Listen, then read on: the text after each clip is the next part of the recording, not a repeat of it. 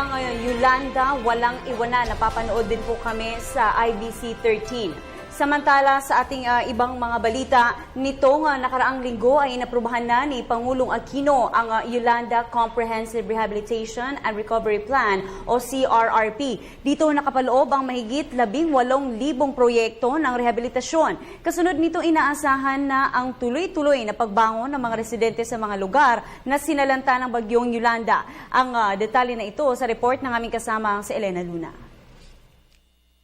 Aprobado na ni Pangulong Aquino ang master plan para sa rehabilitasyon ng mga lugar na nasalanta ng bagyong Yolanda. Ayon kay Presidential Assistant for Rehabilitation and Recovery, Secretary Panfilo Lacson, Miyerkules inaprobahan ng Pangulo ang Yolanda CRRP o Comprehensive Rehabilitation and Recovery Plan. Binubuo ito ng 18,400 mga proyekto sa 4 na sektor ng rehabilitasyon, ang resettlement o housing, livelihood, social services at infrastructure.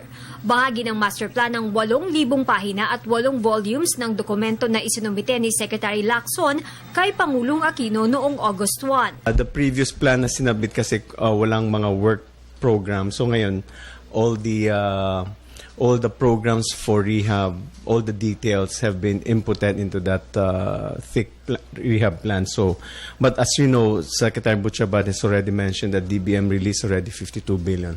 So we're seeing all efforts towards reconstructing and rehabilitating all the Yolanda affected municipalities in Eastern Visayas. Sinabi ni Secretary Lacson na ang kabuuang pondong na ilabas para dito ay umaabot na sa 51.8 billion pesos.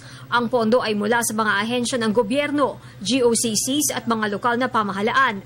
May karagdagang halaga na 12.3 billion pesos mula sa pribadong sektor at 17.4 billion pesos mula naman sa partisipasyon ng multilateral at bilateral agencies ng ibang bansa.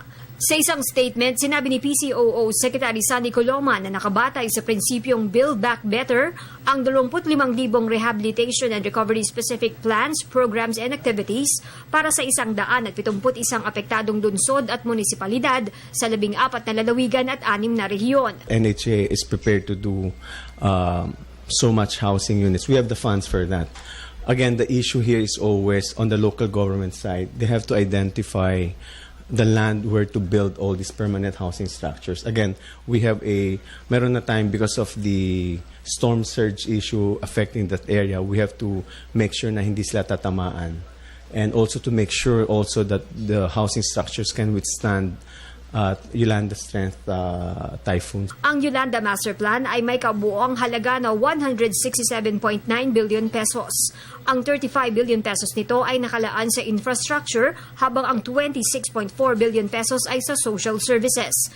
Pinakamalaking bahagi ng Yolanda Rehab Plan ang 75.6 billion pesos para sa resettlement habang ang 30 billion pesos naman ay para sa livelihood. Para sa Telebisyon ng Bayan, Elena Luna.